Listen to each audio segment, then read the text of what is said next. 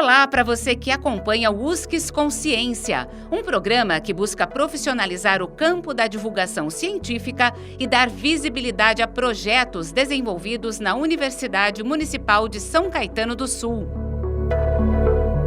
O USCS Consciência foi criado para conectar ciência e sociedade e se dedica à prática de divulgação científica a partir dos meios de comunicação em diferentes formatos e linguagens.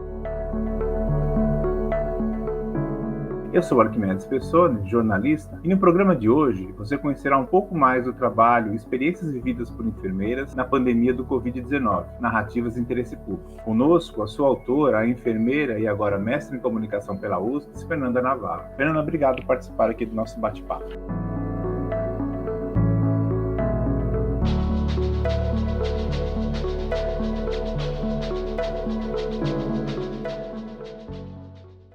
Então, aquela primeira perguntinha básica que a gente sempre faz, né? Como é que surgiu esse tema para você pesquisar?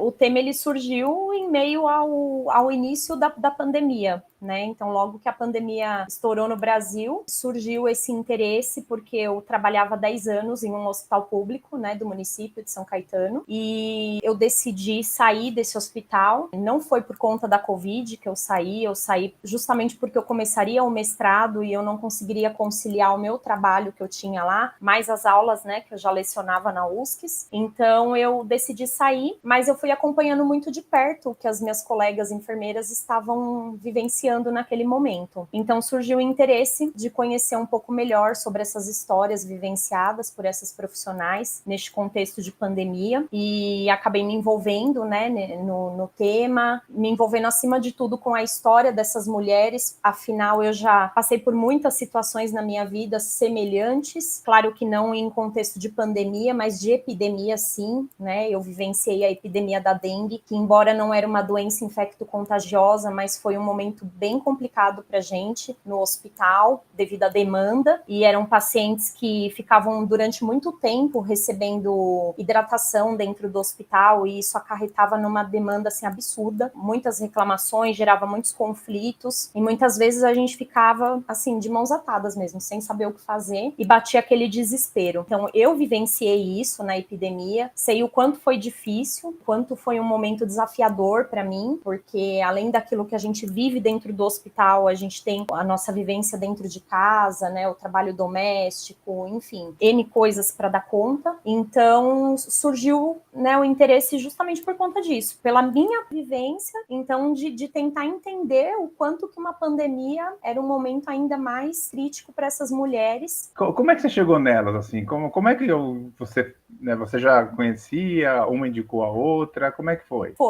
Foi através de bola de neve, né, minha metodologia. Então, eu escolhi 2 participantes que foram as sementes, então eu escolhi por acessibilidade mesmo. Uma delas foi gerente de enfermagem no contexto da pandemia, só que ela já era aposentada. Então, em dezembro de 2020, ela era concursada, então ela pediu a licença não remunerada, então ela já não estava mais atuando. Então, para mim foi muito fácil o acesso a ela, porque ela já tinha sido minha gerente, inclusive, e porque ela não estava atuando, então ela teve disponibilidade de me atender. E a outra enfermeira que foi a semente é uma enfermeira que ela não trabalha em esquema de plantão, ela trabalha todos os dias, então de sábado e domingo ela fica em casa, 40 horas semanais, então eu também tive um fácil acesso a ela, justamente porque ela teve a disponibilidade de me atender num sábado, de fazer a entrevista, e aí elas foram me indicando outras enfermeiras que atuaram ali naquele mesmo contexto que elas, e eu fui fazendo contato, algumas recusaram, outras aceitaram, algumas aceitaram, mas foi muito difícil de conseguir agendar. As entrevistas começaram em abril de 2021. Então, a gente estava naquele momento, na segunda onda, que ia ser um momento muito crítico. Então, elas estavam muito sobrecarregadas, mas mesmo assim eu consegui, graças a Deus, fazer com todas que eu precisava. Agora eu sei que você é professora também da USCS, né? Então, você sabe do papel da teoria quando a gente vai estudar a prática, né?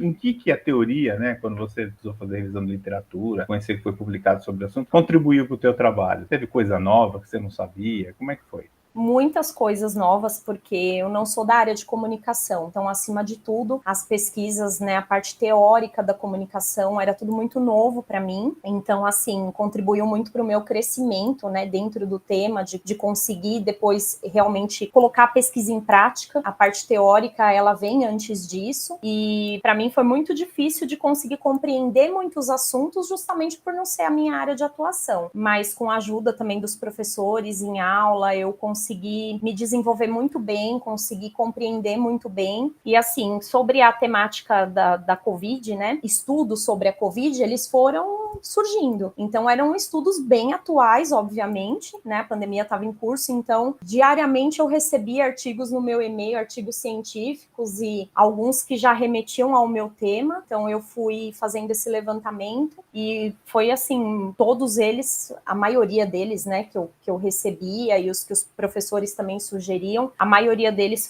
eu utilizei na minha dissertação e foram fundamentais para que eu conseguisse posteriormente colocar essas entrevistas, né, porque assim, são narrativas, história oral, eu nunca tinha trabalhado com esse assunto, então foi fundamental o conhecimento teórico primeiro, para que depois eu conseguisse colocar isso na prática para realizar a entrevista com as enfermeiras. Agora eu vi que as suas participantes de pesquisa, as enfermeiras, elas foram identificadas com codinomes, né? Isso foi algo que bateu de você, ou o comitê de ética orientou? Aliás, o teu trabalho passou por comitê de ética, se eu bem me recordo, não? Sim, da USCS, né? Sim. Comitê de ética de pesquisa da USCS, passou sim. E foram eles que orientaram o codinome ou foi você, orientadora? Não, eu já imaginava que a maioria delas não ia querer se identificar, mas assim, eu perguntei a todas e todas elas preferiram não ter o nome divulgado. E aí eu decidi o nome de Flor, né? Isso veio porque assim, eu até cito isso na minha dissertação, da importância que as flores têm para o ecossistema e que a gente não sabe, né? A gente acha que elas são lindas, que elas estão ali para embelezar o ambiente, mas a gente não... Muitas pessoas, se você perguntar, se não tiver mais flor no ecossistema, e aí, né? E eu acho que é mais ou menos o que acontece com o papel das enfermeiras na sociedade. Então, as pessoas, no momento de pandemia, muito importante, ok. E se elas faltarem? Acho que nunca ninguém pensou sobre isso. E se começar a faltar profissional enfermeira? Na verdade, na pandemia, as pessoas começaram a ter essa percepção. Inclusive, começaram a surgir estudos, né? Até sobre uma perspectiva para o futuro de quantos enfermeiros a gente tem que formar em 10 anos, né? Isso desde 2020 para 2030, em 10 anos, quantos enfermeiros teria que formar para dar conta da demanda do mundo todo, né? Então, assim, é extremamente importante para a sociedade, mas só tem a visibilidade quando realmente a gente passa por um momento crítico. Então, eu associei a isso e achei que por ser uma entrevista, por ser uma pesquisa realizada só com mulheres enfermeiras, então eu decidi usar o nome de Flor, que elas escolhessem o nome de uma flor.